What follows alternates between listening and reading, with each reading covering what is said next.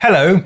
You've probably noticed by now that I've been off the air for a while and I'm very sorry about that, but in case you're worried, I can assure you that this is the real me and not some clever piece of AI.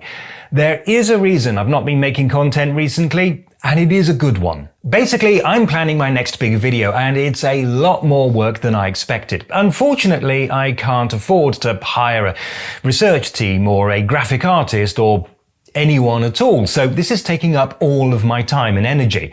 And I'm 55 years old, so I don't have much of either of those. I won't say too much about the video, but it will feature some architecture and some history, as well as a complicated shooting schedule that I am trying to plan sensibly, and it is a logistical nightmare. You know those complicated logic puzzles where you have to find the only possible seating arrangement for a dinner party? Okay, well I can't put Betty next to David because Charlie's an alcoholic, Anne and Eddie aren't speaking to each other, and Fiona likes black coffee. But if David's favourite colour is green and Anne was born on a Tuesday, then Izzy can sit on Betty's right. Basically, I have 2 or at the most 3 days to film in about 20 different locations scattered across a surprisingly wide area. And if I'm unlucky, I'm also going to be dodging rain showers. That takes a lot of planning, which means that there's a fairly long list of videos that I could have made in the meantime, but didn't have time to. For example, there's the one about the fact that in the early days of the pandemic, the German government spent billions of euros on billions of face masks, most of which were never used and had to be destroyed. Apparently, because nobody in the Ministry of Health knew the first thing about business management, nobody was keeping track of the costs or conducting risk assessments. The investigation into how this mess happened is running into serious difficulties trying to figure out what happened, which is not ideal. I could have talked about the disastrous extension to the A100 Autobahn in Berlin. Basically, they built at huge cost a few kilometers of extra Autobahn to take traffic away from some residential streets in the area. And it might well have succeeded in doing that, but unfortunately, it also just takes all of that traffic and dumps it into a different residential area right next to a critical bridge that is currently being completely rebuilt. The results have been dramatic and entirely predictable. How about the story of the woman in North Rhine-Westphalia who was stopped by police transporting a pony in the luggage compartment of a family car?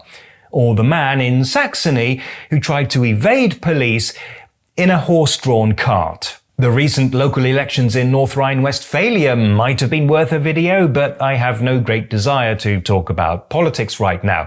Although it was fun to see some of the parties and a lot of the media go into an existential crisis over election results that were also entirely predictable and indeed predicted.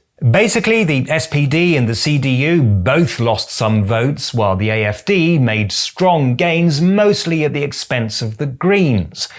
Seriously, we all saw that one coming. But if you want a story that confirms everybody's favourite stereotype of the Germans, that would be the one about the Heinz Schenk Memorial Prize. Heinz Schenk was an entertainer and TV personality who died about 11 years ago.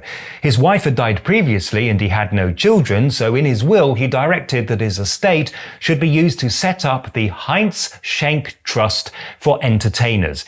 Its aim is to support artists who make audiences laugh by any method. Comedians and entertainers can apply to win €4,000 and the prize is to be awarded for the first time this year. At least that's the plan. The original deadline for applications was the 31st of March, but the total number of applications received by that deadline was 0. Not a single artist applied. Not one. They've now had to extend the deadline until the end of the year and are thinking of ways of making the prize more attractive. Now, I personally think that this is probably more down to a lack of publicity than a lack of funny people in need of a little helping hand, but still, This is not great for Germany's image. Anyway, this is really just to let you know that I am still around and I need to bring this to a close now because I still have a lot of work to do. Oh, and an application form to complete. This is taking up all of my time and energy. And I'm 55 years old, so I don't have... And I'm 55 years old, so I don't have a brain, apparently. I can't remember my next line.